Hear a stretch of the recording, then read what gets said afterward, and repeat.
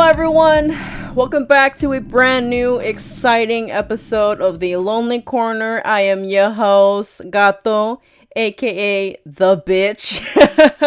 And today I have a very special guest, someone who, if you are a fan of Haunts or Us, this is someone who we have a somewhat of a parasocial relationship with. I would like to give it up to the man, the myth, the legend, my man Tank. How you doing, man? He's real, damn it. He's real. He lives. He's not made up. Hello, how are you? I'm doing quite well. Great to be here. Hey, man, I'm very happy that you're here, man. I'm very happy that you took the time out today to come by and say hello, man.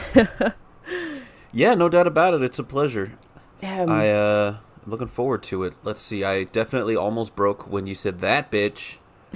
I was like, no, I have to be quiet until they say my name. I have to be quiet. I had to like look away and hold my mouth and be like, don't you break. Be a good guest, damn it. Yeah, because at that point you gotta just like bite your tongue and just kind of like act professional. But no, it's all good. All good, man. Yeah. Welcome, man. Well, I feel like we should start off like beginning, right? So tell us, man. Who are you, man? And then what do you like to do? Like, what's your thing? Oh, sure. So yeah, I'm Tank. Me and most of the Haunts crew have been good friends for a long time, since childhood even. Wow. Yeah. Let's see. I'm a nice fellow. I'm a cool dude. I mean well most of the time. Let's see.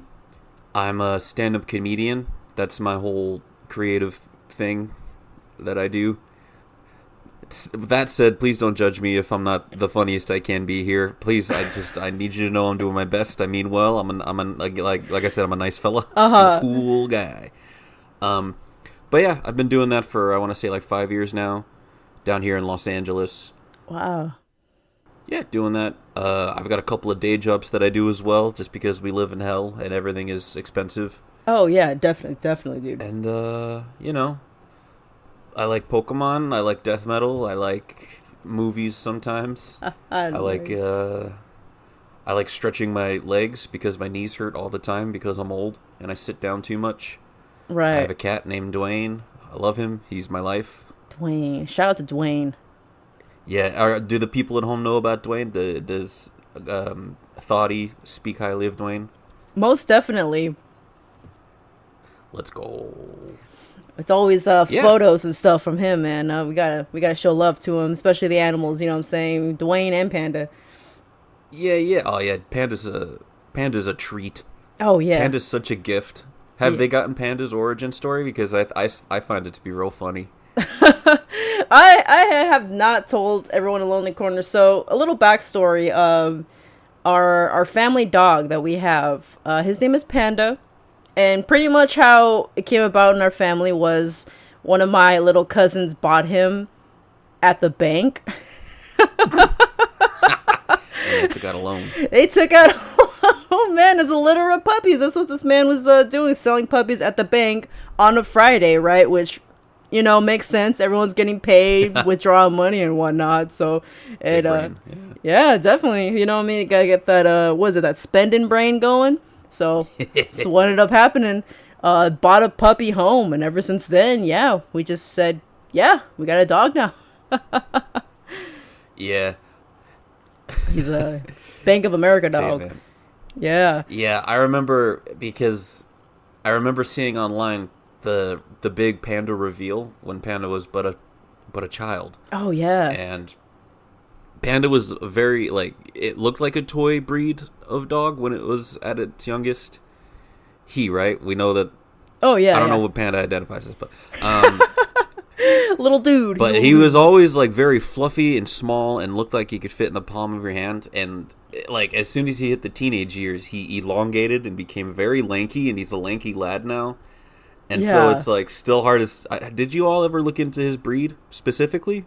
He's like a mixture of something. I cannot recall, but I remember my cousin was freaking out because she thought, "Oh man, like he won't stop growing, right?" Because when you saw him, he was like a bean, right? Yeah. And he just spread it out. So we were just like, "Oh shit!" Like What if he like grows up to be the size of a husky or something? You know what I mean? And then Hey, like, man, it's on the table. yeah, dude.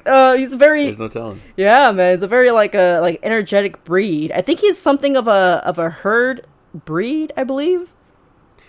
Something of Yeah, I that remember nature. hearing about that because I think, but she was saying, I guess she has a friend who knows a thing or two about animals, and when she was like describing Panda's behavior and actions, the vet friend was like, "That ain't no dog. That thing's an animal or something." That's I don't know. Like they mentioned the specific breed, and it's just like that's like a part shepherd that you've got on your hands there, and it's just like, oh, that would explain why they're always circling us and wants us to go in the other room all the time oh yeah, or he something like that. I definitely forget. he has that tendency. Like we're in one part of the living room, but he's like wants to kind of like lead us outside. He'll circle around, or he'll like boop his snout at us. Like he'll poke us with his snout. He's a very smart dog, I tell you that. He is smart, yeah. Heavy questions, right? I have to know the most Sure. important one. How did you get Dwayne? Oh yeah, yeah. It was in the early pandemic days, and I got it in my head that I needed a cat. I even All had right. like a brief period on Twitter where I was just like, if it's 100 days in a row and I still want a cat, I'm gonna go get a cat, because that's a problem that I have in my life is I get like hyper fixated on this idea that like this thing that I'm obsessed with right now is going to change my life. Where it's like, what's another example? I have a really nice coffee machine, Uh huh. and before I got it, like every day leading up to it, I would wake up and I'll be like, I need a new coffee machine. I'm going to get a nice coffee. I want to learn how to make espresso. Like, that's just what my life is. I'm miserable. I hate myself. My life stinks. But if I had a nice espresso machine, everything would be perfect. I would make espressos every morning. People would like me. I could make them cappuccinos. Everything would be great. Everything would be great.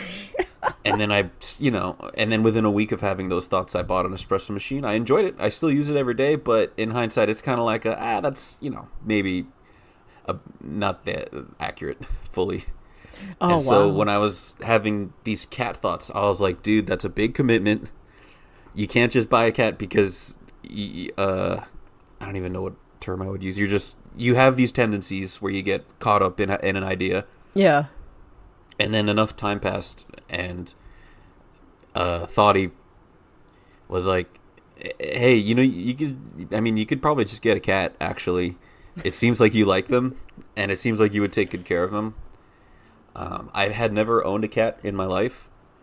Oh Growing wow. up, we were like a strictly dog family. My parents, even to this day, are very anti-cat. It's weird, the anti-cat propaganda that gets pushed around by people. It's actually quite obnoxious. Yeah. No offense to any of my anti-cat people. I'm sure you had a moment in your life where you got scratched or it ignored you.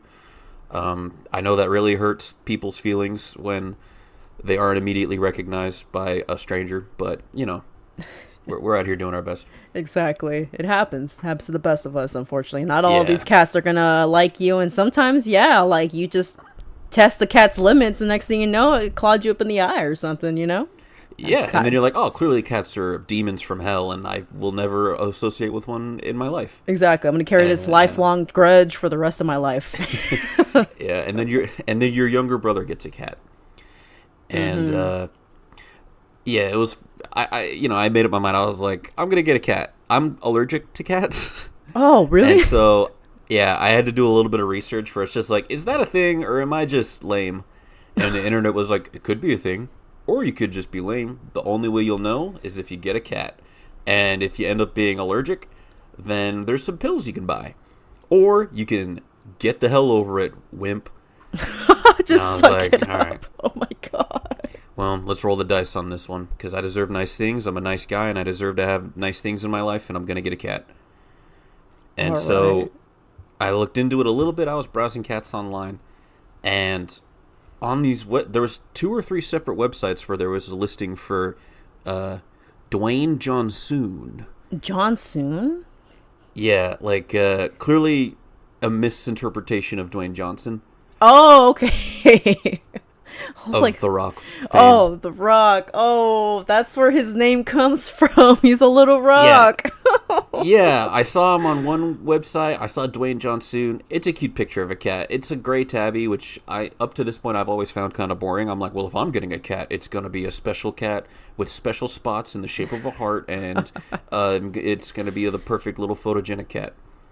But I kept Right. seeing this gray tabby Dwayne Johnson. The first site I saw it, I had a good laugh, and then I was on a different site, and Dwayne Johnson popped up again, and so I like went through the whatever you call it, like the profile, and it was just like Dwayne Johnson is a year old. He's a super sweet guy. He'll follow you into every room. He's super chatty. He loves to talk. He loves everyone in the world. He doesn't. He has so much trust. He's such an idiot. He's gonna die if you don't. He's so stupid. He loves everyone, and he talks. And I was like, I think I love this guy.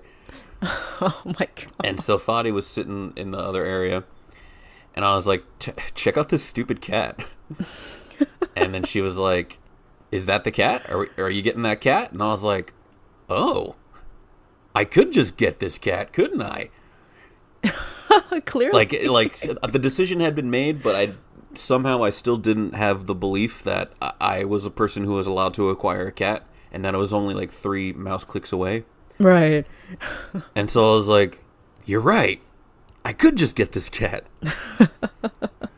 And so I sent the appropriate emails, and then the next day they were all like, yeah, you want to FaceTime us? We'll see if you look like a guy that would like that we would let have a cat. Wow. So you FaceTimed Dwayne the first time you Yeah, met him. literally, yeah. There's a really Wow. nice, yeah, there's a really, yeah, this was peak pandemic. I should make that clear. I think I mentioned it at the top, but Oh, yeah, yeah, um, right, right. yeah, I think like 6 months into the pandemic, so maybe it was, it was August of 2020. Yeah, definitely, Oh, because yeah. we got him on August 5th. Yeah, that's peak then, yeah. Wow. Yeah. And so we FaceTime the nice lady. She seems to like the cut of our jib. We're asking all the right questions. I was like, what food do they like? Do they like trees? Should I get a tree? I'll get them a tree. Look up trees real quick. We're pulling up a tree. Hold on. Is this tree good? And the lady's like, you can come. It's okay. You're going to be all right. um, and even on the FaceTime call, she was like, so the listing said that name kind of as an eye catcher. Like, they kind of do that sometimes because she was just the foster. The organization comes up with the names. She Uh-huh. was like, I just kind of call him things like, hey, come here, or hey, you. So you can probably give him whatever name you want. And I'm like, do not disrespect Dwayne Johnson with this tomfoolery. His name is Dwayne Johnson. He's dropping the people's elbow on you, and he's my best friend. Exactly. And yeah, pretty much long story. Oh, and then yeah, in the FaceTime call, the lady picked him up and was just like, check him out, and like cocked him like a shotgun, Oh my and like god.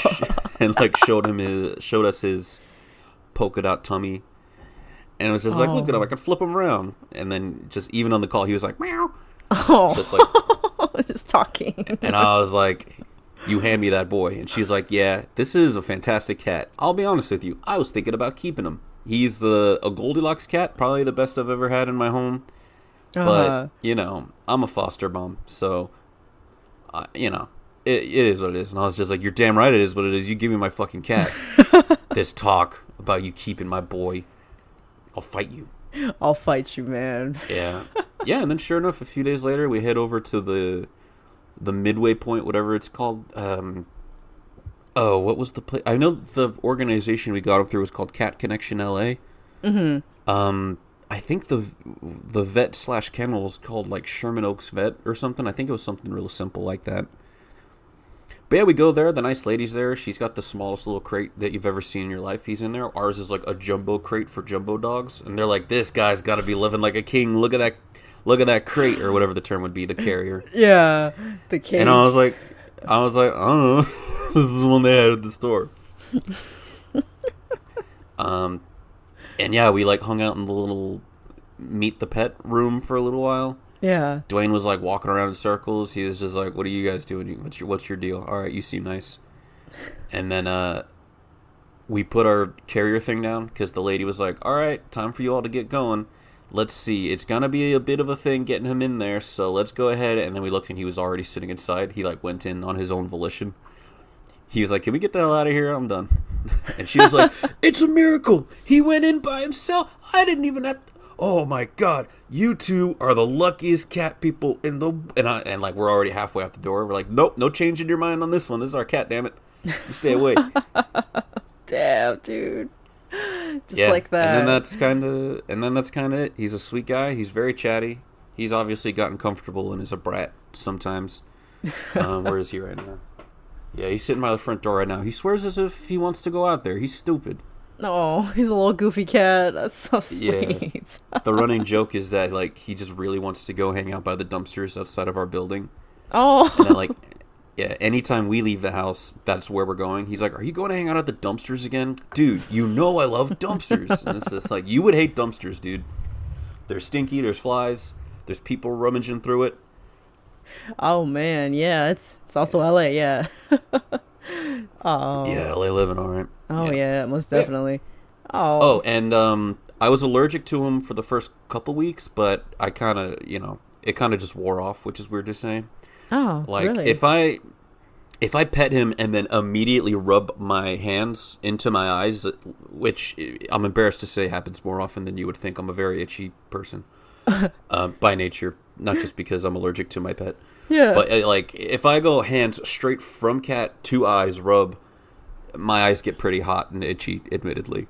Oh man. But otherwise, it used to be a lot worse. I used to be sneezy and stuffy nose, pink eyes, can't sleep, can't breathe. But now it's only when I put my hands directly into my freaking corneas. Oh. And we get along great. The Allegra that I bought expired, or whatever the allergy medicine is called. Oh man. Didn't even use it. Oh, there you go. There you go. Your body got accustomed to it, so that makes it even better. You know what I mean? Further proof that I made the right choice by bringing a little guy into my life. And yeah, no regrets. I love cats. Nice. I realize I'm just a cat person now. Like growing up, I mentioned we had dogs. Yeah. And I kind of bought into the cat hate propaganda where I was just like, they're freaking mean. They're standoffish. They don't like anybody. They suck. People who like them love scooping poop out of boxes like stupid idiots. But then I think about all the qualities in dogs that I liked. And I was just like, me personally, I love when a dog is small and fits in my lap. And when I'm waking up in the morning, it jumps on me and it says, "It's time to wake up, buddy. Let's go." And when they meow at me. And then, like, now that I've had a cat, I'm like, everything I liked about dogs was stuff that I wanted in a cat, if that makes sense. Yeah. And now that I have one, I'm like, yeah, I love this guy. I still like dogs, don't get me wrong. I have people in my life who have dogs, and I always love hanging out with them. Nice, nice. But I love having a cat. He's awesome. Oh, Shout out to all the cat folks out there. yeah, definitely. Shout out to all the cat folks, man. Yeah. Oh, that's such a sweet story. So sweet. Oh, man. Oh, man. Yeah. He just jumped up on the couch on his favorite spot. So That's he's probably going to leave me alone now. Because I can't lie. When I was telling that story, he was like walking around my legs. He gets jealous when I talk, not in his direction. He's like, "Who the hell are you talking to? Talk to me. Oh. I'm the one who should be getting talked to." So, But I think he got fed up and is sitting over there now. so once this interview ends, is he going to give you the cold shoulder? Probably, honestly. Oh, my He God. already got his dinner, so I can't really incentivize him with food. By curiosity, do you know when this cat was born? Did they say in the shelter? They didn't give a date. They just said he was a little more than a year old. So we got him on August 5th. Me and Thotty try to figure it out. We live together, by the way. I don't know if the people at home know that me and Thotty live together. Oh, I don't think so, but yeah. If that's a problem, you're welcome to edit that out if that's too much information. But I feel like I'm name dropping them so much that they must be like, are these two like besties or something? Do they live? I'm like, we live together. We do our thing. Oh, yeah. I don't think it's that much of a deal. No, that'll be fine. We're trying to figure out what his star sign is because the beginning of August is it's not Leo yet, is it? Is that still Virgo? That's what I was looking up because I feel like that cat is displaying like some sort of horoscope tendencies by giving you the cold shoulder for not giving him his your undivided attention. I feel like that's a very That's a Leo quality, right? I feel like that's probably Yeah, that's what I was thinking too. And like for a while, we thought he was a Cancer because he can be kind of sappy when we leave, and he gets but that might have just been him like getting acclimated to living here, and like us being new, and Right. him being like, I don't want to be alone. But now that he's been kind of having time to himself pretty often over the last, we've had it for like I think 2.5 years ish. No, I forget. Forgive me. 2 years. It's been about 2 years. Oh, okay, okay. He does love being the center of attention. And I don't want to say that's the only thing that makes a Leo, but I'll be damned if that isn't something that makes being a Leo. It is something, I'll tell you that. So it says right here Leo is like late August, but then like after mid August, that's like Virgo. So it might be one or the other. It's a toss up because he is particular. He does sometimes have like he's very orderly. He likes the way he likes them. He's bossy. he could be a Virgo, man. Shout out to my Virgo folks Shout out to Virgos, and my Leo man. folks. Yeah, definitely. No disrespect. No, but No, not at all. we're just. I'm a Capricorn, please. Oh, nice. I'm no better. I'm no better. I'm a Scorpio, so I am like one of the Nice. worst ones, I guess. One of the worst. I think every person who is a sign feels like they are either the best one or the worst one. Yeah, like There's no middle ground. Like, oh, I'm a Pisces. We're fine. Middle of the road. It's just like no. It's always like we're the most intuitive. We're the most swimming. exactly most swimming or like the most fire, right? It's all Yeah, signs are intense, right? Let's just say that. true. But it's like with Scorpios, they say that it's because like they're mysterious and like wild, like really outgoing and that sort of thing, and that unfortunately is kind of true. So like every time I read horoscopes, it feels like it's like a call out for me. So I'll just like I'll read into it, try to get into it, and then I'm like, all right, it's getting too real, so then I just shut it off. Yeah, I can't say my experience isn't terribly different. I'll be looking at horoscopes and like, listen, we know you're a money-starved dumbass and that you love working. You're a workaholic. Oh, workaholic. Oh, if everyone feel bad for me, I'm working. Shut up. You suck. Let people into your life. Break down that wall. Stupid. Money isn't everything. And I'm like, all right, I'm unfollowing this Instagram account. They're being very mean to me. Exactly. It's so fucking true, especially like when they give you advice like specific star signs. Like you just gotta log off and be like, all right, I'm not talking to you. You're taking this way too far. Yeah, I'm uninstalling CoStar. I hate this app. I do too. I can't stand it, but I love it at the same time. That's great. Yeah, same. I can't sit here and act like I don't check it pretty often. Yeah, definitely. Oh man. You were mentioning how you were doing comedy for 5 years.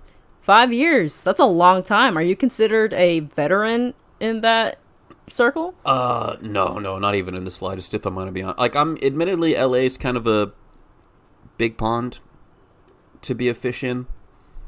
So, and if I'm gonna be perfectly transparent, my level of experience isn't where it should be, considering how long I've been doing it. Because, I mean, I think listeners of the podcast might have picked up that I have anxiety.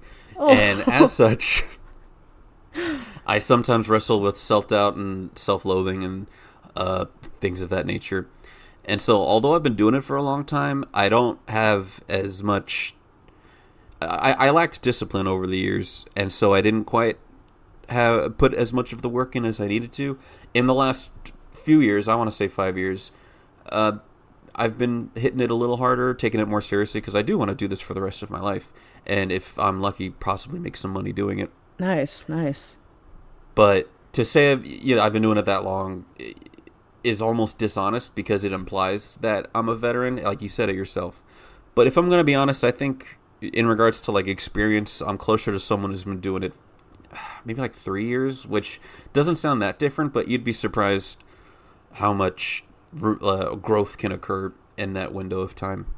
Right. There are two comedians I like. They have a podcast called the Jackie and Laurie Show. It's Jackie Cation and Laurie Kilmartin, and they had a similar experience earlier in their respective careers where they were doing stand-up in the 80s, and they count all of the 80s, the entire decade, as their first year, because they kind of lollygagged a little bit. They kind of didn't take it as seriously as they needed to. Right. And although when they did start taking it seriously, they were technically 10-year veterans, they weren't where they needed to be at that point. And I really relate to that because I'm in a similar boat where it's like someone will ask how long I'm doing it. I say 5 years, and they're just like, "Whoa, so you do the road, right?" And I'm like, "No, I'm still not even past at flappers." Oh wow. Which I'm a little bit past at flappers, but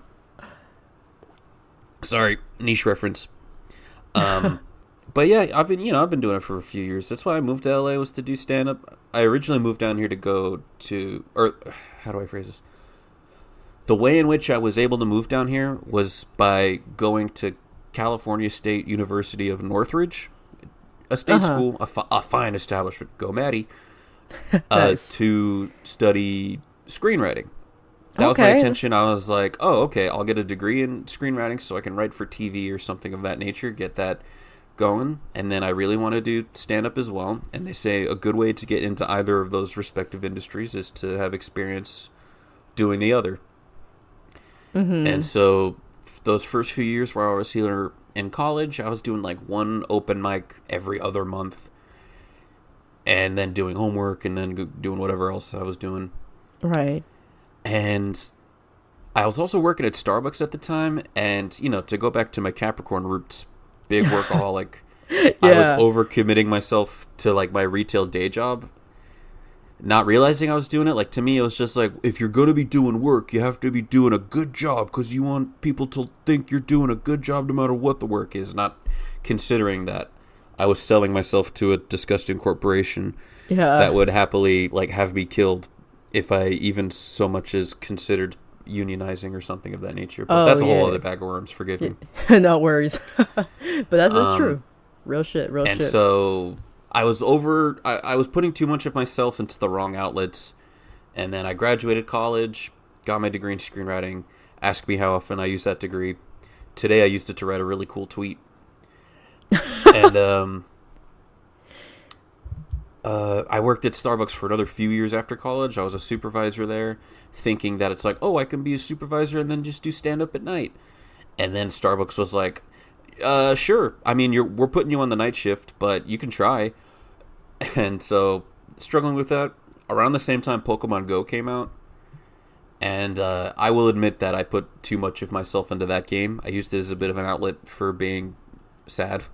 Oh no. Uh, Same here. I mean, good news is I caught them all.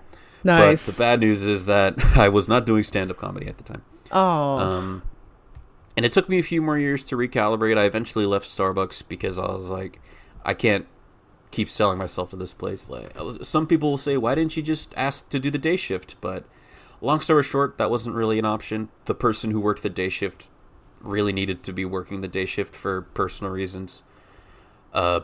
Family and Yeah. children were involved. I won't overshare, but I was like, well, if I'm stuck like this, then I'm done. And it was harder than you'd think for me to quit a job. I really don't hold much self-worth, and so I was just like, well, no one else in the world would hire me. This is the only place that'll have me. Oh yeah. I've been there And before. so, yeah, again, I'm sorry that this turned into a motivational speech about self-worth and valuing your time, No, it's all but good. it's relevant to my story, I guess. And so I had a buddy who worked at Starbucks that got a job working the phones at Hulu, doing customer support and tech support and things of that nature. Oh, okay. Paid a little better. It was work from home. And he was just like, hey, man, if I put in a good word for you and you don't shit the bed, I get a couple of bucks and I'll split that with you. You want to come work at Hulu? I was like, that's perfect. Nice. So I was stoked for that. I was like, dude, I'll do this during the day. We work from home. I can just wear my outfit and then clock out and then immediately run and do mics.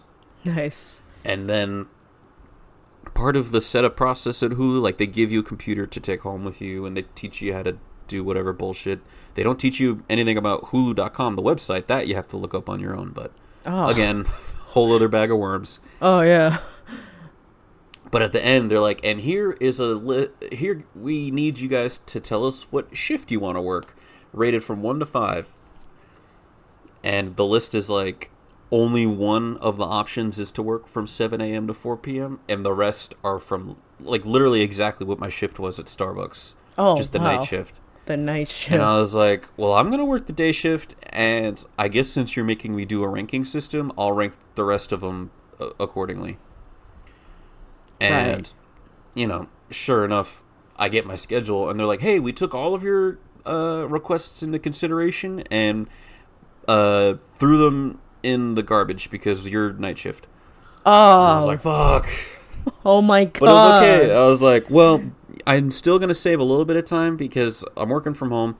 I can wear my appropriate outfits and I can just run out the door. I don't have to worry about like getting changed or whatever stuff I had to do at Starbucks. I'm like, it's okay. I can redeem this. Right. And I was able to make it work a little bit, do the late night mics here and there. And then Hulu sent out the big email that was like, hello to all of our work from home associates. You can move to San Antonio, Texas, where our new call center is going to be, or you're done working for us as of June. What? Just like And I was that? like, yeah, it was pretty cold blooded. It was like early on, early into taking the batch of people they hired that I was a part of. Oh my And god. so, sure enough, our manager was like, I'm moving to San Antonio, guys, so y'all can come too, but otherwise, if you stay through June, we'll give you a $1,000 bonus. And I was like, well, I do like $1,000. Yeah. And I was already planning on doing this job for that period of time, so sure. So I stuck it out, and I didn't love it. If not for the bonus at the end and knowing there was a finite amount of time, I probably would have quit earlier. Just being like, this ain't for me. I genuinely didn't enjoy that job very much. Wasn't for me, some folks would say. And I get through 5 months and 3 weeks, and then my parents invite me to go on vacation with my family to Hawaii. Okay. And I'm like, I don't know if I'm allowed. I don't know if I'm going to get my $1,000 bonus if I take the last week off. And they're like, just message your manager. And I message him, and my manager is like, I am moving to Texas currently. I was like, yes, I heard you. Will I still get my bonus if I take the last week off? And then like a month later, she replies like, hey, Andrew, thanks for reaching out. I'm sorry it took me a while. I'm moving to Texas. To address your question, obviously no. Why would we do that? Any further inquiries, make sure to ask me. And I'm like, well, are you going to take another month to get back to me? I don't know. Long story short, I didn't get my bonus, but I did go to Hawaii with my family, and that was nice. But Okay. I also never got the bonus my buddy promised me because he's weird, but I'm not even going to do him the service of talking to him anymore because he was weird. Oh, well, you win some, you lose some, unfortunately. But at least, hey, Yeah. you got to hang out with your fam, so that's always a good thing. Yeah, Hawaii was nice. Nice. Nice. Drank a bunch of pina coladas, got caught in the rain, cheated on my Nice. wife. Oh my god. No, I didn't cheat on anybody, forgive me. I think it's common knowledge that's what that song's about, right? Yeah, yeah. It's Adultery. just adultery. Okay, sorry. Adultery song. So my experience with Hulu really bummed me out because I was so excited for it to be the answer to my prayers as to how I'm going to manage to have a day job and also do stand-up. Right. And when it didn't work out, I got extremely bummed out. Fell into a bit of a depressive period where, I kind of just wasn't really doing much of anything. Playing a lot of Pokemon Go, doing a whole lot of nothing. And then, long story short, got a new job waiting tables, did that for a few years, still wasn't doing as much stand-up as I needed to. And then around that time, Thoughty and I moved in together. Okay. Oh, that's right. We moved in together, what was it? It was like February of 2020, like literally within a month of the pandemic starting. Whoa. And then the pandemic was, and I think a lot of us had an opportunity to be more introspective and ask themselves, like, what are you doing? Why are you doing it? And I was like, why do I live here in LA? It's the hottest whole piece of shit. It's expensive for no reason. Everything sucks. I hate this. There's chicken sandwiches are good, I guess. Yeah. And that's when I really was like, Nah, I'm a comedian. I know it. I know it. Somehow having free time that I'm not selling to corporations allowed me to realize that my time is valuable and that I should be spending more time doing the things that I know I should be doing. Yeah, yeah, definitely. And so I was able to ride that momentum. And when the pandemic weaned and more places began to open up, I was able to start jumping on shows again. I did some of the online shows towards the end of the pandemic. I don't know if people at home know the Zoom. A lot of people took to that and did like shows and open mics through that. It Okay. was an okay outlet. Not quite the same, but given circumstances, you take what you can get. Oh yeah, definitely. So I did that, and then when things opened up again, it's kind of been I've been hitting it pretty hard since then. So that was a few years ago, and yeah, I'm in it. I do shows pretty frequently. If any of the folks at home are in the area of Los Angeles, I run a monthly show called Splendid out of a Nice. place in Silver Lake called Muddy Paw Coffee. They have a lovely back patio with a nice stage and lots of seating. It's outdoors. Bring your own drink. You can have booze if you want. You're allowed. We're adults here. They don't Nice. sell Nice. booze there. It's a coffee shop, but you can buy coffee if you're feeling so inclined. And croissants. Nice. Nice. I do it with my buddy Ben, who is online at Diet Comedy. He's been a dream come true for me. I'm grateful for him. So if y'all want to shoot him a follow, I'm at Drew J Fahey online. If you're still interested in me, you're like, listen, dickhead, you've been talking about your cat and your depression for 37 minutes. So I don't know if you have much to offer us on the web apps. But I promise I'm a nice guy. I know a lot about joke structure. So if you're into that, hit my line. Nice. Nice. Yeah, things are going great. I had a show last night at a local club called Flappers that went really well. And I do shows almost every week. I'm performing every night for the most part, but Yeah, yeah, definitely. things are good. Yeah, yeah, man. I have you on social media, so I see you out there, man. You're always seems like you're just killing it, man. Like every week it's like a you and like a new spot and like with like a Yeah. lineup of people. So I'm just like, damn, that's pretty great, dude. I love seeing that. I love when people are in their element and they just go at it, man. You have that what is it, that motivation to just keep on going. You know what I mean? So I'm very glad. I'm very glad you shared that story though. No, you're being Oh, of real. course. Thank you. Yeah, most definitely. You always perform in LA or like when you visit out of town, do you try to like go to open mics anywhere out? Yeah, I try. I know. Yeah. When I visit home, I try to get on shows. There is a local proper book show that I'm buddies with the booker on. I haven't done that show yet for some reason. Oh, wow. I'm planning to visit in December, Nice. Nice. so I should be on a proper show in our hometown. If it, hey, folks at home, follow me on social media to learn more. If you want to know where we all live, I'm sorry that I doxed us and I'm solely responsible for ruining our lives, respectively. But I do shows outside of town. Yeah, my parents live in Vegas, and so I go there every once in a while to do spots, Nice, which is fun. nice. You'd be surprised. I know Vegas is obviously associated with the Strip, and like Yeah. it's like, oh, doing a residency at the Tropicana or the Laugh Factory or what have you. But Yeah. excuse me, there's actually a pretty there's a pretty active local scene with bar shows and other smaller clubs. Like I think they have a Wise Guys out there. I haven't done the Wise Guys yet, but there's lots of great bar shows out there. And so I do that every once in a while, maybe like 3 times a year or something of that nature. Nice, I don't nice. think I'm doing any spots this coming visit because I'm going to visit them next week, actually. If anyone's interested in babysitting my cat while I go visit my parents in Las Vegas next week, which week is next week? Hit me up. You'll know. Please, please. Dwayne Yeah, needs Dwayne's a sweet guy. babysitter. He's lovely. We just bought him a new automatic feeder. You won't even have to worry about him. Nice. You just gotta stare at him. Hang out with him. That's all it is. Hit him up. Hit him up. Yeah, just come chill. Make sure he doesn't like accidentally hang himself on his new tree or something like Oh that. my Not to get too dark, but just come swing by.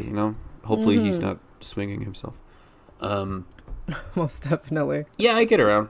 I do spots here and there, but for the most part, I'm pretty much just in the local scene, just getting reps in, getting stronger, working Nice. things out. Yeah. Nice, nice. Do you like are these clubs like similar to like the big ones? Because the only big comedy like spot that I know of that I could really think of is the Laugh Factory. Is that like a like you need to know who's in to like get you in, or can it just be anybody that could just like go into those types of establishments to perform? For the most part, it's word of mouth. So you to get properly passed was just to say you get paid. You can email the booker to be like, "Hey, I want to be on a show. This is my availability." We call them avails. You email the booker with your avails. I'm passed at a couple of places out here that I'm able. Like I'm again. It's weird to say I'm kind of passed at Flappers. Like I don't get paid much, but I can just send them when I'm free and they'll put me on. Nice. In regards to the Laugh Factory, it's a little harder. You do have to have a little bit of a following or a reputation, or a bigger comic has to vouch for you. Or they do have weekly open mics, depending on the location. The one here in Hollywood is on Tuesdays, I think like early in the day, like 4 p.m. Okay. And there's always a huge line at like 9 a.m. And 9 you a.m. get in.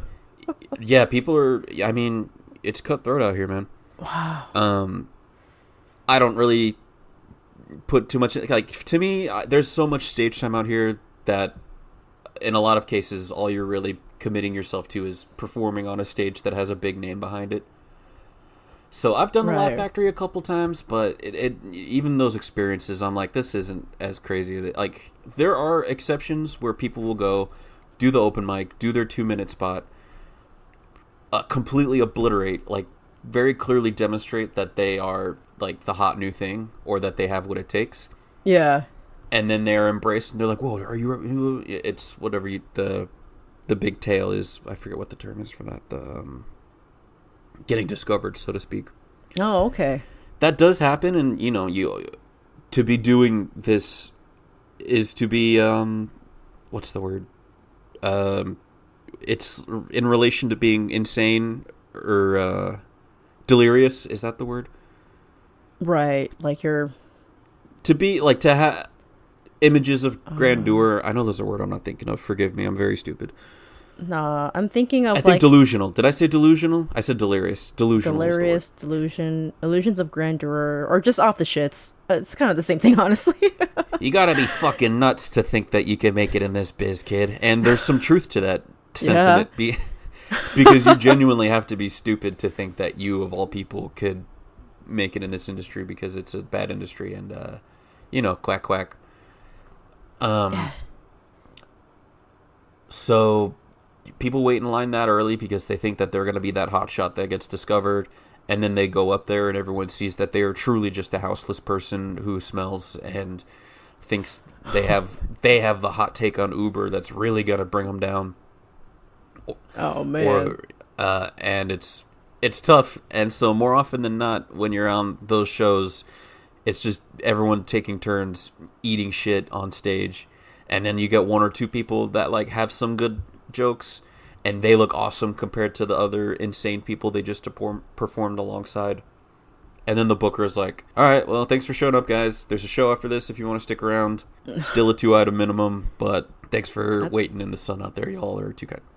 Damn, that's and it's insane. Like, yeah, doing that a few times is kind of like, all right, well, maybe I don't need to do this at the Laugh Factory.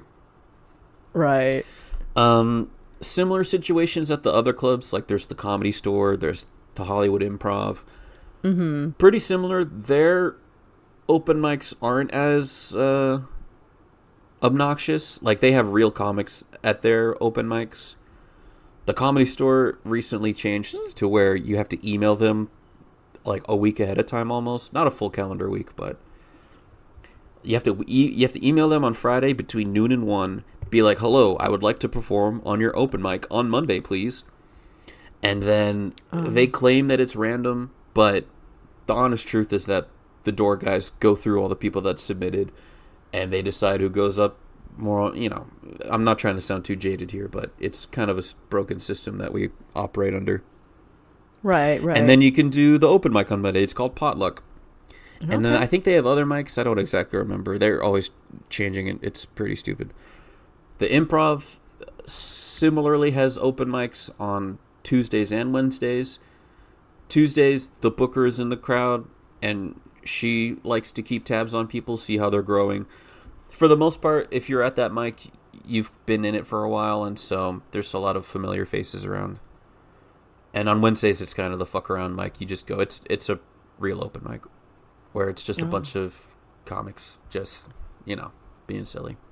Oh, wow. So there is a lot of gatekeeping going on, which is understandable because a lot of people move out here thinking they got it when they don't. Yeah. But, it is what it is. It is what it is. You just got to keep your nose to the grindstone and keep hustling and working. Like, I think I'm pretty funny. I think I, quote unquote, got it.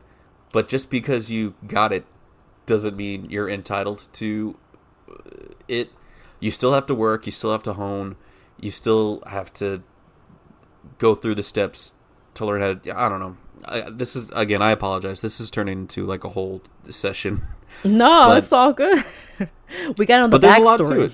Yeah, it's just like in any field. Like, you can have a certain amount of talent out of the gate, but if you're not honing it, you will never be better than other people who are working at it. Yeah. Like, being talented at basketball means that you were probably pretty popular in elementary school, probably dunking on your little fifth grader friends. But then if you don't actually practice and try to get better when you get into high school, there were people that were practicing and trying to get better, and suddenly they're better than you. And maybe you get frustrated and you either make the choice to decide, like, oh, this sport is stupid now, or you're like, oh, I need to work and get better. Yeah. It's the same with any venture you go through, whether it's welding or driving or astronaut or, in my case, stand-up comedy. It's like, just because you have a knack for it at the start doesn't mean you have to actually get good at it by putting in the work. Writing, performing, things of that nature. Right. Yeah, no, definitely. Especially with any creative field, you have to be consistent with it, and you have to perfect your craft. You can't just, stick with that one-liner, especially, right? Because eventually you got to write new jokes. You got to, learn techniques and everything else. So that makes a lot of sense. Most definitely. It's good to do that stuff in the beginning. It's just like going to the gym. Like, you have to learn the correct form so you don't hurt yourself. Yeah. And then definitely. You build up to moving heavier weight, and before you know it, you're at the Olympics or whatever. Yeah. So in the beginning, it's like, learn proper joke structure and get practice in. Listen to your sets to see when you don't realize you're going, and like shaking right. and being like stepping on yourself. And before you know it, your one-liners are becoming your voice. Maybe you're a one-liner comic, maybe you're a storytelling comic, maybe you're a mime. Yeah. There's actually a big community of clowns in the area. That's actually not a joke. It's a proper community. They're not called clowns. The art of it is called clowning. Uh-huh. And it's essentially what clowns do. It's absurd. You're up there doing characters. It's very silly. They're not always wearing makeup and big red noses, but sometimes they are. It's their choice. Right. This feels like I'm doing a bit. I'm not kidding. This is real. It's called clowning. And it's honestly really awesome in a way. It's like kind of taking back the art of what clowning was in the beginning before it became Pennywise the Clown. Right. Or Bozo, yeah. Or the Bozo. Like, it's real, and it's honestly really cool. And me personally, I'm more of a writer. I like the structure of things. Okay. I think sometimes my Capricorn kind of helps me because I am very structured. I'm meticulous. I like putting words in the correct places. Nice. I like symmetry. Nice. But I've got my Pisces rising, and that's kind of, I think, pumps through my creativity, whatever you want to call it. It's nice. I think I got a good thing going on. So nice. Do you ever wing it? Like, you just kind of all the time, really? Oh, all the time, yeah. Because that's a skill you have to work on as well. Yeah. Is like being able to do things on the fly. I've learned that we call it riffing, where it's fun to just go up and comment on other people's sets or material in a good way. Not just, the comments can't just be, didn't that guy suck? Riffing is maybe further commentating or embellishing on their topic, or maybe if you thought of a joke while you heard it, doing that, or just riffing on like something happened in the room, like that. Just last night at Flappers, I did it. I have a chunk about Pokemon that I do, and that is very riff driven. In that, like, I have jokes that I've written about most of the Pokemon and my experience with it, but it involves me asking audience members who their favorite Pokemon is, and sometimes they say the obvious ones like Charizard, Snorlax, and I have jokes at the ready for those. But sometimes they say a Pokemon that I haven't thought about. There's almost 1,000 Pokemon now. Oh yeah, definitely. And so sometimes they'll say one, and I have to think of something. I'm fortunate that I'm a big fan of the franchise. I'm a big fan of French fries too, but I'm a big fan of the franchise. Yeah. And so I know most of the Pokemon and have opinions on them. Yeah. And so I riff, and it's really fun, and sometimes it leads to more written material that I can take with me. But going up and just winging it is a lot of fun too, and a lot of good can come from it. Yeah. It's all about balance, though. Like, it's definitely good to go up and riff and wing it occasionally, because it's good to get comfortable on stage, be able to be loose and vulnerable. But you also have to be disciplined and be able to write, because you can't just fuck around every time. You have to have jokes. You have to have material. Oh yeah, you gotta be able to laugh at everything too. Definitely, just let loose. Yeah, definitely. Is there any topics or any jokes that you will just not touch? Like, in general, like, you go to any audience, right? Every audience is different. Sure. But is there any topics or any kind of material that you will just not get into, or like you feel like you can't laugh, right? Because I'm thinking, because not that long ago, like literally 2 days ago, the Queen died, right? Everybody was, you're on Twitter, so you saw everything, right? Yeah, I have Irish in my heritage too, so I was tap dancing in my bedroom, dude. You were turning up as soon. I hope you choked on a fucking potato, bitch. As soon as she died, like, your blood was pumping like an Amber Alert. Like, what's this thing going on? Why do I gotta celebrate right now? Yeah, no, the Queen died. I'm exaggerating a bit at first, because, well, I should answer your question first before I go in on my opinions of the Queen passing. Nah, go for it. So it's really a matter of personal, I don't know, I don't want to say preference or style. A lot of people go by the philosophy that, like, no topic is off limits. That's what freedom of speech is about. And also part of comedy is, like, saying the things that are taboo to say or unconventional to say. That's why it's fun. It's like an outlet. Forgive me. No worries. Sorry.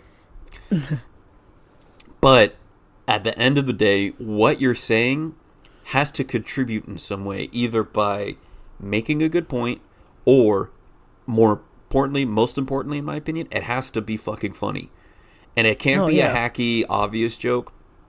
It has to be, if you're going to be talking about something really taboo or that's really popular at the moment, right? You really have to have something there, because otherwise you look like a fucking dork, in my opinion. Right. Like, me personally, unless I think of something very good right away, I usually just choose not to, because there's not a lot of ground being left uncovered, especially with Twitter and stuff these days. And in a lot of cases, my take isn't funny. It's more just, like, depressing, where it's like the Queen passed, and it's like, I don't know. My immediate take was like, it's crazy that shit keeps happening in my lifetime. Why did I have to live through 2 recessions and a plague and the end of a dynasty and possibly the monarchy entirely, or whatever the term for that would be?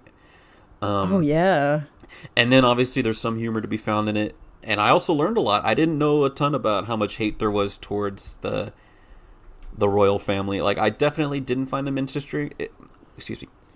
I definitely did not find them interesting. All I saw was that there was a lot of inbreeding and a lot of pedophilia and a lot of colonizing back in the day, and the British Empire, you know, they have this cutesy reputation of like having big fuzzy hats outside of the what's the word for where they live?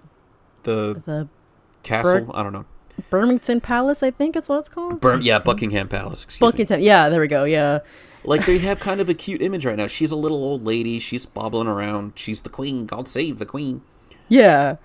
But it really is such an evil, gross pile that they've built this cutesy image on top of.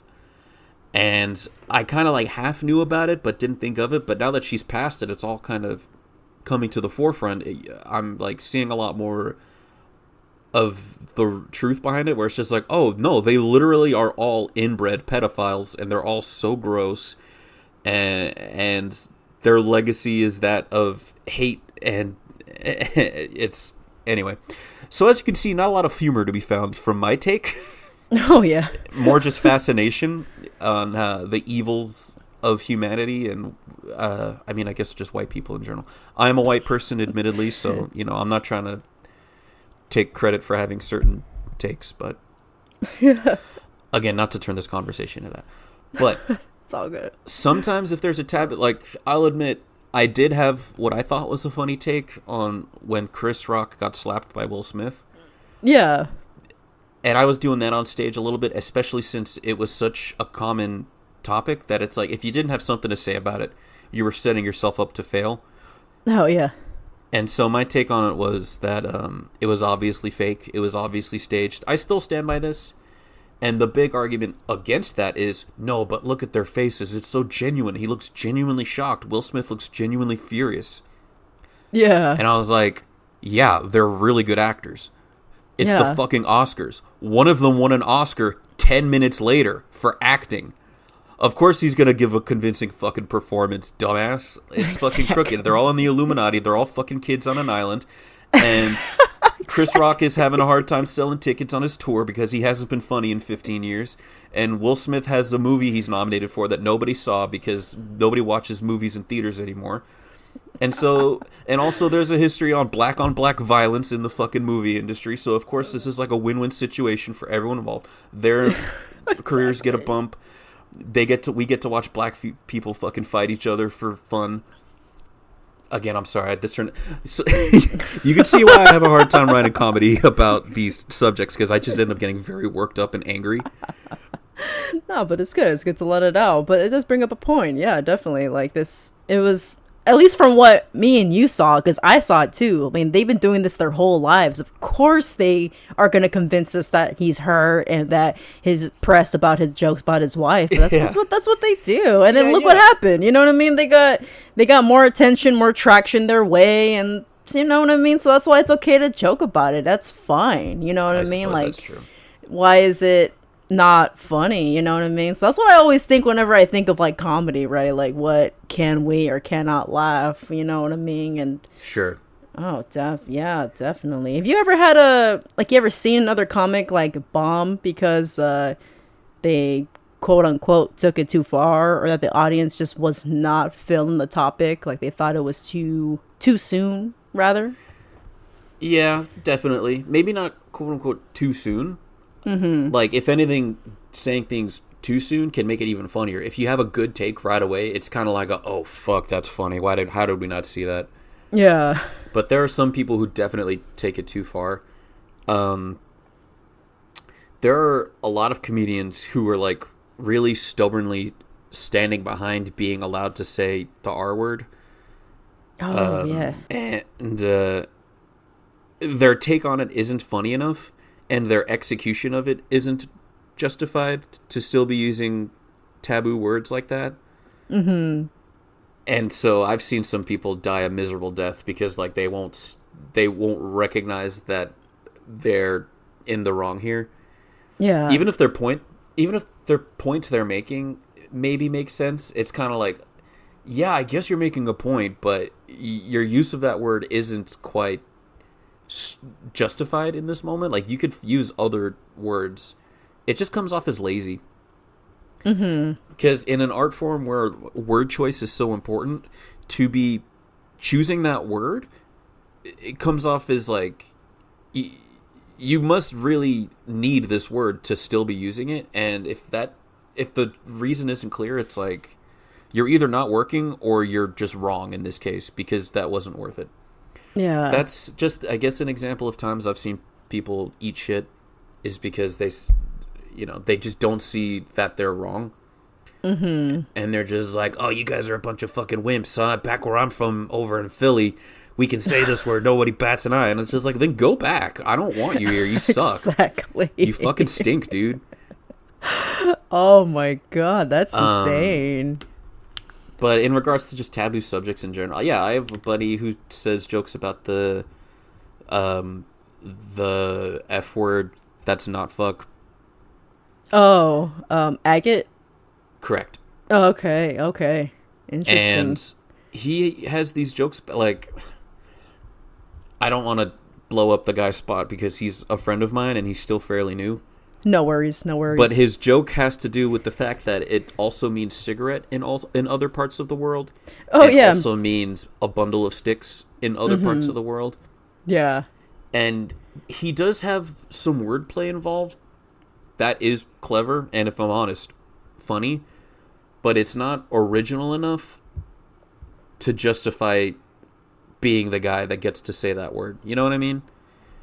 Right. Where it's just right. like, I guess that's cute what you did there, man, but you have to understand that you're being an entire asshole right now by thinking that you are the one who gets to say that word, despite how much hate and misery, and what's the word? How hurtful it is. I don't know. How it's been weaponized over the years, and to try to make light of it up there is kind of like, you better say something really funny, man. And it does happen. Like, I think Louis C.K., I mean, he's controversial as well, so maybe he's not the perfect example. His actions in real life are questionable and, I guess, for lack of a better term, bad. Mm-hmm. But the jokes he wrote, I think, still stand. Because he had jokes about that word that I think are funny. Yeah. It just has to be funny. It has to be worth bringing up certain topics. You know, you can talk about whatever you want. It just has to be funny. It has to be worth it. You can't just do it for shock value because it's gross and lazy. Yeah, definitely. It's like, if you're going to bring up such a heavy word, any word, right? It has to be funny, like you said. It has to... Yeah. Like, literally the definition of a punchline is to just punch it at that right time. You know what I mean? Like, got a boom. You know what I mean? Yeah, it's written right there in plain sight. It is the line with the punch. Exactly. So you have to know what you're saying. So it's interesting, yeah, to hear about that. Wow. Yeah, I'm also just one guy, so these are just my opinions for the most part and my experience. Other people will probably say other things on the matter, so don't take this as gospel necessarily. But I'm a pretty thoughtful person. I think this is my truth, and I'm being honest about how I feel on the subject. So take it as you will, gang. I love you and I appreciate you all. I'm sure that you all have great takes on the matter. I'm so curious to know what you have to say about fucking Andrew Tate or whoever the fuck. But yeah, you know, just try to be thoughtful about it at least and make sure that it's good. Maybe visit your local open mic and see what they have to say. Exactly. Viewers at home, definitely. You know what I mean? Like, we're just two people, right, with different experiences, but you gotta experience these things yourself. Truth. Most definitely.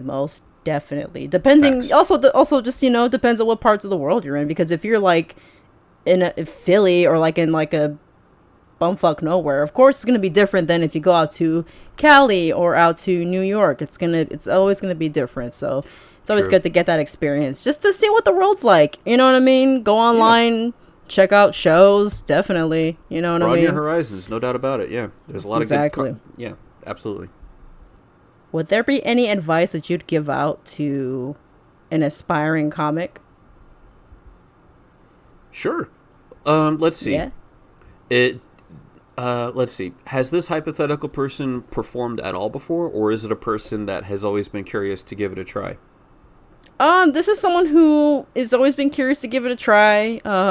Young, right? Fresh out the world. Sure. They can move to any city. So, like, let's say they pick I don't know, Texas or something, big city, right? Think Houston, Sure. right? They So, want to get in the scene. Yeah. yeah, so definitely there's so much more stage time available than you could ever even conceive of. Any city you live in, there's a stage for you to get up on.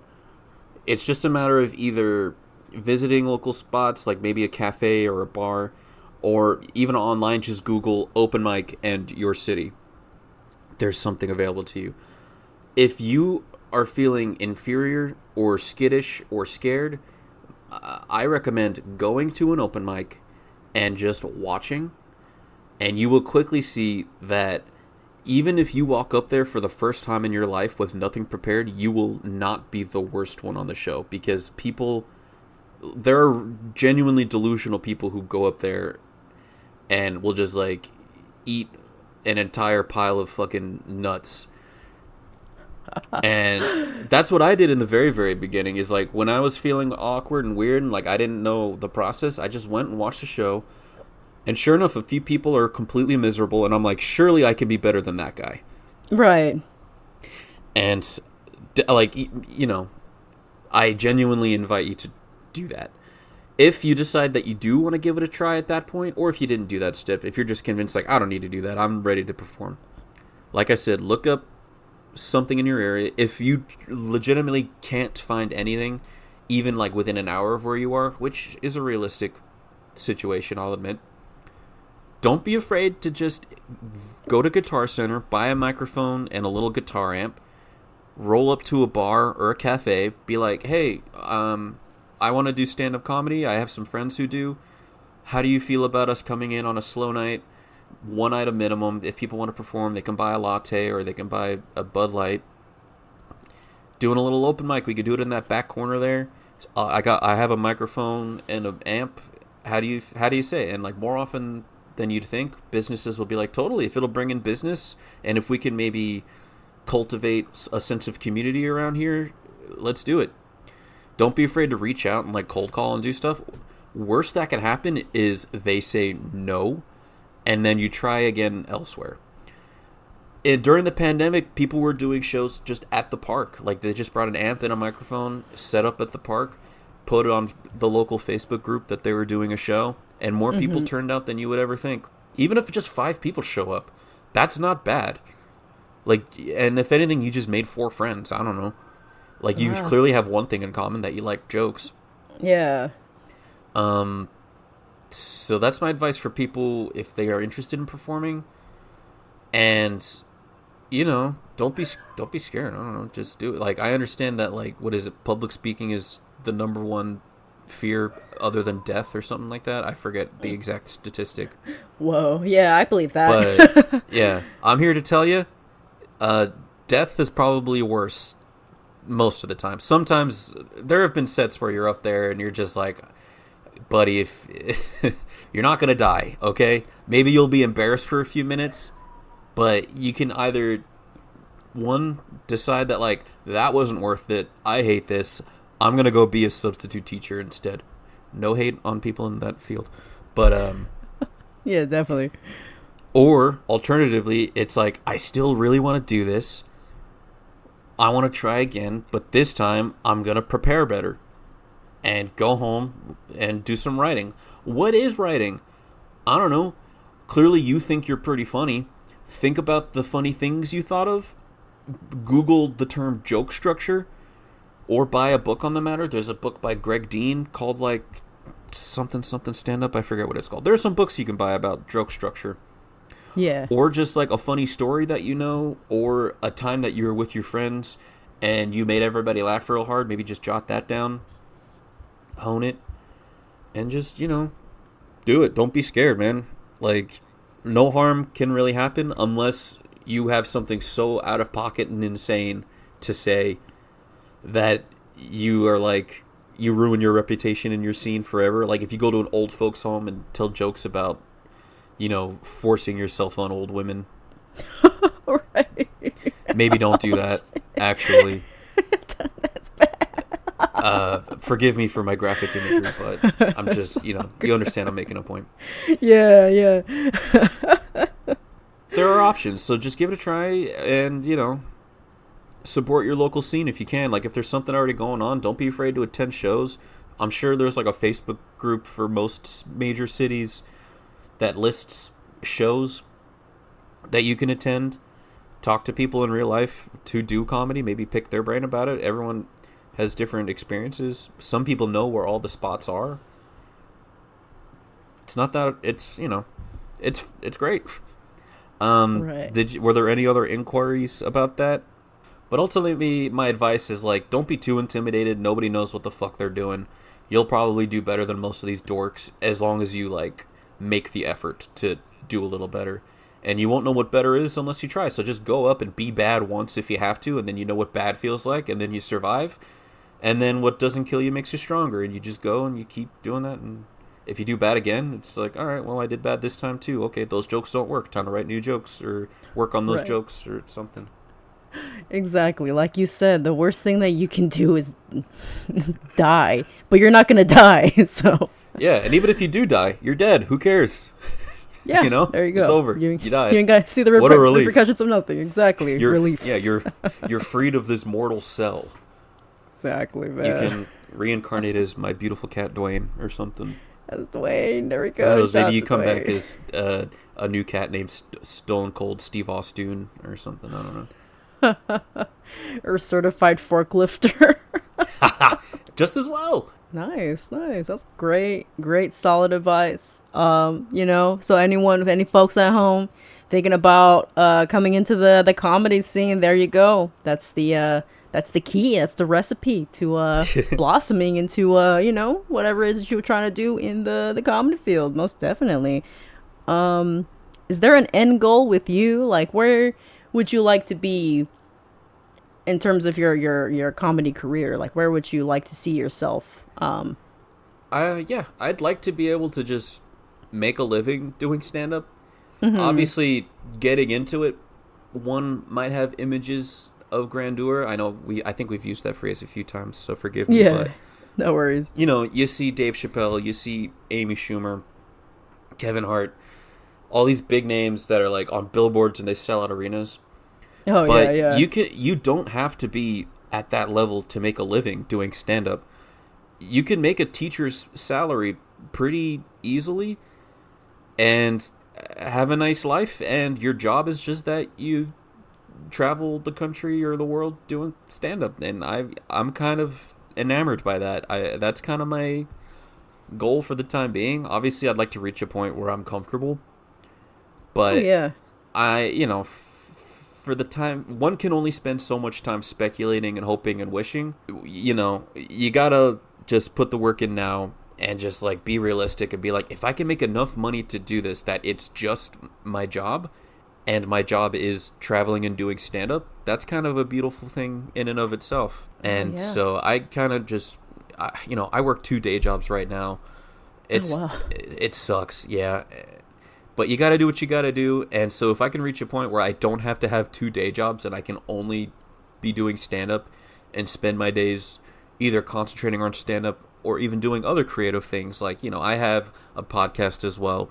It's on hiatus right now. I have another episode that I need to edit still, but it's called Morning Drew. Yeah, yeah. Everywhere Tell the folks at podcasts home. are available. There's about 25 episodes up currently. I think they're fun. It's a lot of me just talking about things I'm interested in at the time, stuff I'm passionate about at the time. My interests evolve and change on a week-to-week basis. It's kind of like show and tell. I just go on about things I'm into in the short term. Nice, nice. I talk a little bit about astrology. That stuff is fun to me. And then at the end, I tell some one-liner jokes that I wrote that I won't do on stage. And it's a really fun time. And if I would be more than happy to keep doing that podcast, but my days are jam-packed with making money in other ways so that I can support my priority, which is stage time comedy, stand-up comedy, forgive me. Oh yeah, nice. And so nice. if I can make enough money doing that I could spend my days being creative in other ways, whether that be writing or podcasting or who knows what else, that would be incredible. That would be a dream come true. And so those are my goals for the time being. We love to hear it. That's a nice goal. Definitely, that's the end goal for me as well. I hope that I can podcast enough so where I don't have to work like a Yeah, wouldn't 9 to that be a 5. dream? Most definitely, yeah, definitely making a living off your creative, knowledge. Like that's really the end goal for, a lot of people, definitely. So it's just that consistency, like you said. Like you just gotta keep at it, and just hopefully you make that jackpot and just roll with it. You know what I mean? Hell yeah. Oh yeah, we love to see it. We love to see it. Oh man. So you and to listeners, I will put links in the description. Tank's podcast. You always did jokes in the end. Would you Sure. like to say some jokes before we wrap things up? Oh, no kidding. Holy smokes. Oh, nice. Yeah, let me. Oh, actually, I'm sitting at my computer because my phone is on the other side of the room. But I forgot that I'm on my computer and I can pull up jokes on my computer. Oh, Let's see. nice. Because I do, further writing advice. Write down your ideas, write down your jokes. I keep them all in a Google Doc. Just so Okay, that nice. I can plug them in on my phone, and then when I sit down, I have the ideas in front of me right there. I have a couple of different folders. I have my set of punchline jokes, the one-liners. I also have a folder of like grander concepts that I want to embellish on. Let me pull that up just in Nice. case to see. Another funny thing about writing down your jokes in this capacity is like seeing the common themes and like the time in my life that I was doing it. Like I have a lot of jokes here complaining about Thoughty, Oh and I'm just like, it seems I was in a bit of a mood that week. hey man, just gotta Um, let it out. Just gotta let it out. You know what I mean? True. I have a whole other folder for venting and stuff. I call it the brain dump. Nice, nice. Um, Writing is just healthy and like journaling and things of that nature. Like, gang, don't hesitate. Even if you don't think you have good grammar or handwriting or whatever, just pull up a Google Doc or the Notepad app and just flesh it out. You'll feel so much better afterwards. Even Oh if you go yeah. back and read it and it's cringe, it's just like at least you have that new perspective of wow, those things I was thinking pretty cringe. I'm better than this. You know, I Most find that definitely. helpful. Yeah, yeah. Here's a cute one that I wrote. If you're ready for it. All right, let's go. So let's see. You could pick your friends, and you could pick your nose, but you can't pick your friend's nose. But you can pick your battles. I'm gonna pick your fucking nose, dude. I don't care what anybody says. I'm picking that nose. That's a that's a stupid one. Because Let's I'm see. fighting these demons. I'm gonna pick your nose. That's I'm gonna funny. pick your fucking nose, bitch. I'm picking this battle and nothing else. Nice, nice. I've been working a lot on my stage material, so my one-liners aren't as abundant as they were. I mean, I still have a lot of them, but I told a lot of them on the podcast. Let's see. Let's see. My first time playing video games had me hopelessly addicted, and I've been chasing that dragon ever since. He's the first hard boss. I can't beat him. Joke is chasing the dragon, and the dragon is the boss. I don't know. Oh, Stupid. okay. Stupid joke. I thought it was Stupid a joke. heroin joke. I was like, oh no. Yeah, It's I mean, doing it is a heroin joke in that it's addictive, Yeah. but then video games also have drag. It's it's a play on that phrase, yeah. Another Oh piece of man. advice for the people at home, they're not all going to be winners. So don't be afraid to write the bad joke. It's there, and now you can either look for new ideas within that joke or recognize that there's no meat on that bone and move on. Let's see. My old football coach used to say we can't afford to lose. I would tell him, "Yeah, coach, I've seen our uniform. Clearly there are lots of things we can't afford." Uh-oh. We ain't got the funding for this shit. I ain't got the funding for it. That's a lot of schools, man. Let's Schools see. in America, man. Yeah, welcome to the education system. We Oh can't yeah. afford to lose. We can't afford lunch, coach. Okay? I We can't. can't fucking... I we can't be a afford quarterback textbook. on this diet. Exactly. I can't even Yeah, afford a matter of fact, textbook. I'm gonna need that quarterback. I need a Coca-Cola. Let's see. I used to be in the smart kid programs back in school.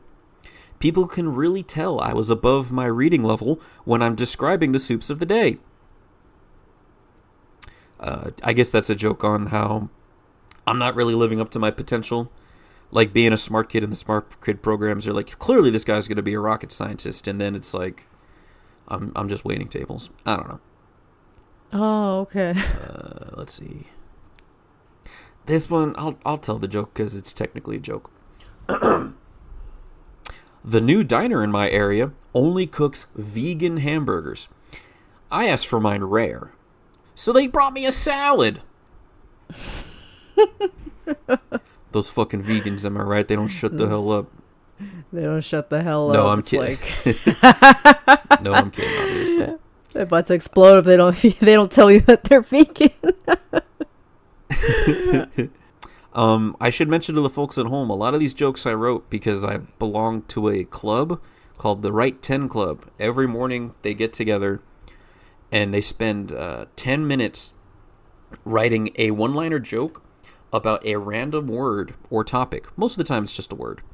Mm-hmm. And it can either include that word or be inspired by that word. And I found that very helpful, either just to give me something to write about, to challenge myself, or to maybe implement it into other parts of my act and just force me to, like, attack it from a certain angle. Oh, okay. So if that's something that people, if they're like, what do I write jokes about? It's like, well, there's somewhere to start, is like, just go to a random word generator, click random, it pulls up a word, try to write a joke with that word. Like, I'll do it right now. Hold on, I'm going to type in random word generator. Here we go. What's today's word? Rally. The word is rally. R-A-L-L-Y. Let's see. Rally the troops. Trump rally. Rally. And I guess just try to, like, word association. Like, okay, what does rally remind me of? Rally cheer rally. Like, at schools they have, like, a rally homecoming. Oh, yeah. Rally kind of sounds like the word really. So you could do wordplay there. Valley. Fuck, I don't know. This was a bad idea. I'm sorry. I shouldn't have done this word generator thing on your podcast. This is foolish. No, it's all good. I never knew that you could just do that. I always thought, like, joke writing is like, I just think about it, I write it down. I didn't know that there's, like, exercises you can do to kind of help flow your brain out. That's really useful knowledge, actually. The term rally the troops is stuck in my mind, so let's see if there's something with rally the troops. To urge everyone to work harder as the deadline approached. Okay, so let's say you're at work and there's a deadline, and my boss came to me and said, all right, guys, time to rally the troops. And then, I don't know, what's an absurd place where you could work where that would be a bad thing to say? Maybe you rally the troops. Because I work in a restaurant and I also work in a grocery store. It's like, okay, is there a time I could say it there where that would be inappropriate? It's like, time to rally the troops. It's like, I really don't know. rally the scoops. Rally the scoop. Poops. Apparently that's also a term in Magic the Gathering I'm learning now through Googling it. Maybe there's some meat on that bone. Portal Second Age. There's a call called Rally the Troops. If you've been in the military, you know that they are nerds too. I don't know. I think I had a tweet earlier today that I thought was funny. Let me see if I can pull that up. What about with the recent Queen dying? Got any jokes on that? Yeah, I mean, I gave my spin on it earlier about how they're all a bunch of fucking pedophiles and they're inbred and stuff like that. But let's see. The Queen's dead, so now we have King Charles again. He got, let's see, what is he, like 73? And he's like, he was a prince his whole life. And it's like, have you ever worked in retail and then like the manager quits and you're the man, and so they're like, you want to be the manager, and you're just like, this was an option. What the like, yeah, like that's like the time I worked in there's something there, right? I think that's the angle I would take, where it's like, that'd be like if you worked at, what's a funny place to work? What's a funny job you can have? Starbucks. His name is King Charles. The other King Charleses were problematic. What's he, King Charles the Third? What did the other King Charleses do? Didn't they like dismantle Parliament or something like that?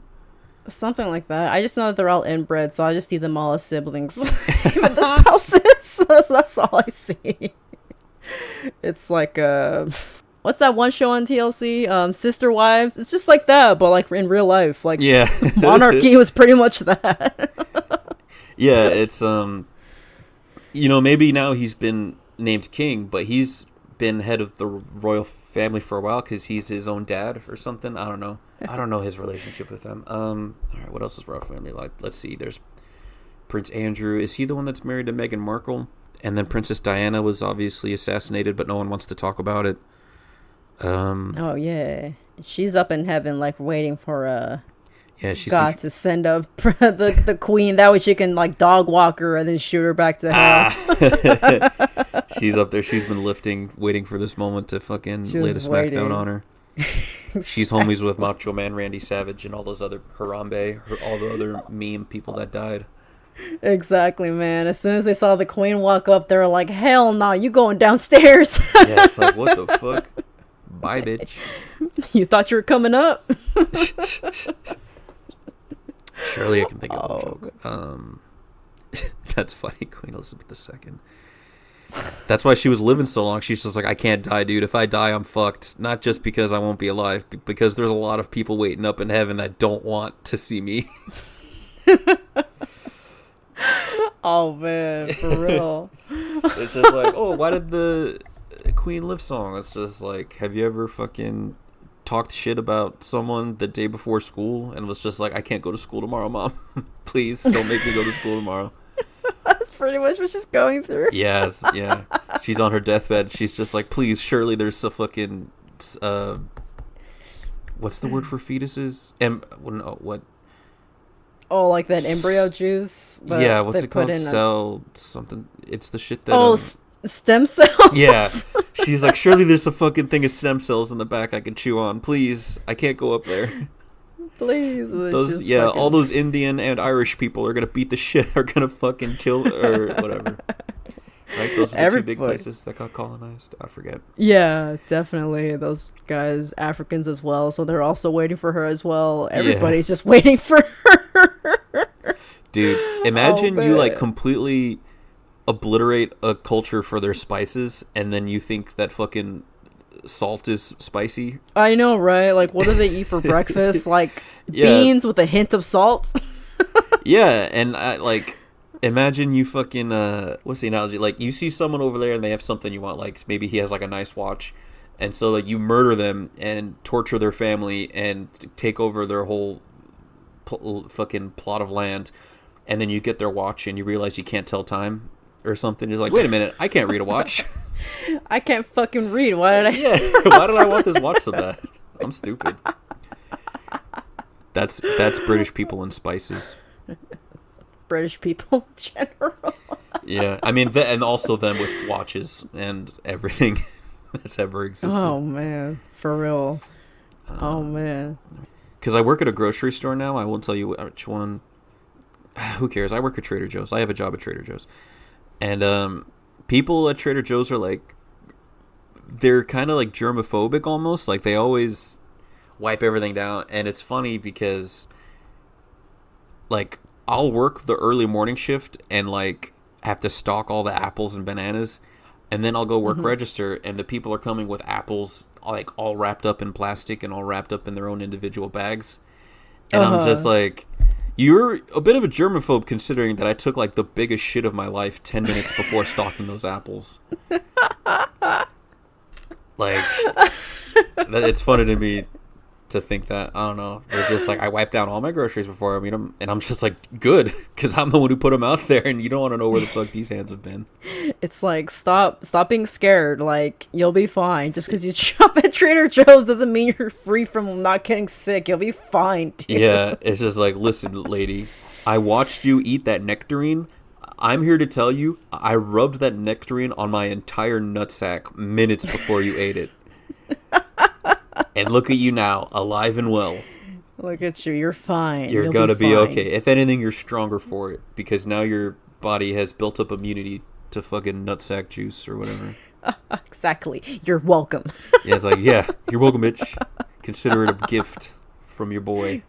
Consider it a gift, man, especially with those foods from Trader Joe's, man. Not just the corporations in general. I had a homie tell me that, you know, they open up in predominantly like well-off neighborhoods, which is like code for just like they want to cater towards the white, but no doubt. And I was like, yeah, I see that.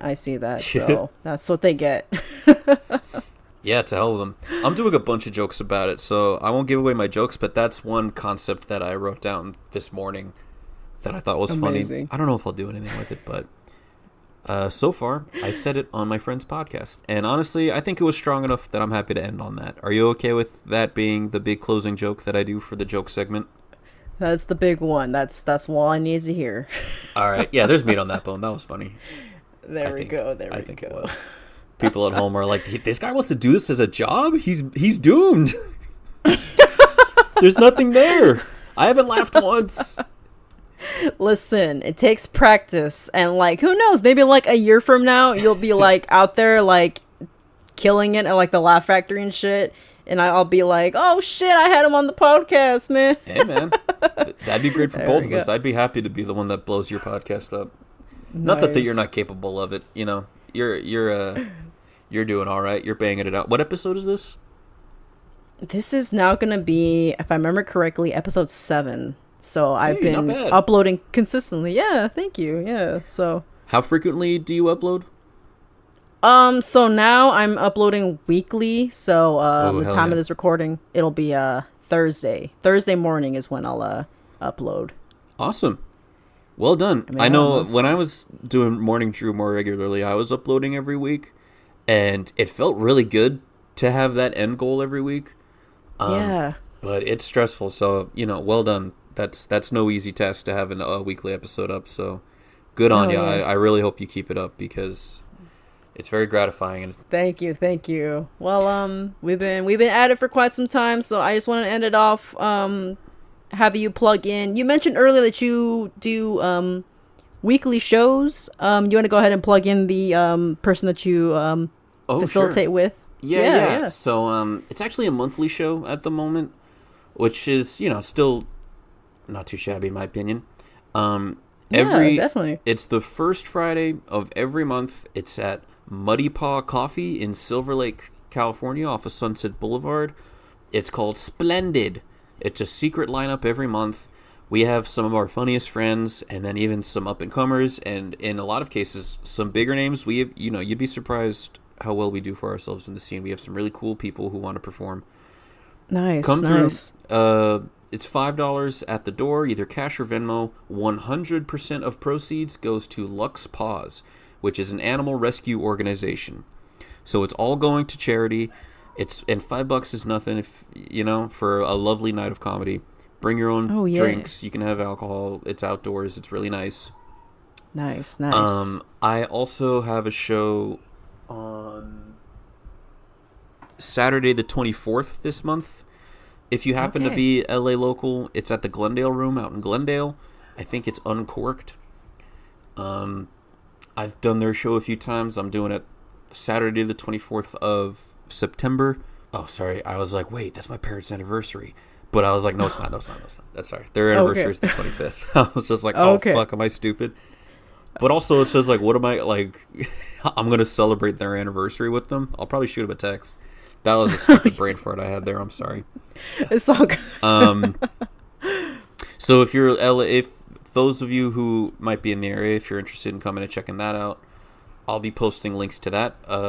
I post about all my shows on Instagram, mostly, at Drew J. Fahey. I'm also on Twitter. Nice. There I don't really promote shows. I mostly just say jokes and other things. I'm on TikTok as well. I post there a little more sporadically. I do a series where I review Pokemon at random. I just do a random Pokemon generator. I pull something up. I review it based on whether I think it's cute or I would have it on my team or if I just like it, if I would give it a kiss on its head. Nice. Spoiler alert, yes. That's fun. So TikTok, same thing at Drew J. Fahey. I'm trying to grow that. I'm going to be selling stickers soon. I have the designs at the ready. Shout out to Thoughty. She's a fantastic artist. I'm so grateful for her. Shout out to her. I know she's done good work for Haunts and for you guys in general. And for me, she actually does the artwork for the flyer for Splendid. So if you haven't seen that, check that out. It's on her personal page. But it's a really dapper, fancy pigeon. It's beautiful. But we're going to be putting out stickers soon, and so I'm going to be doing those. I'll post about it online. Yeah, at Drew J. Fahey on most socials, so hit me up. Appreciate you. Morning Drew Nice. podcast, where everywhere podcasts are available. Haven't uploaded in a while, but I'm halfway through a new episode, and I've got some other fun guests lined up.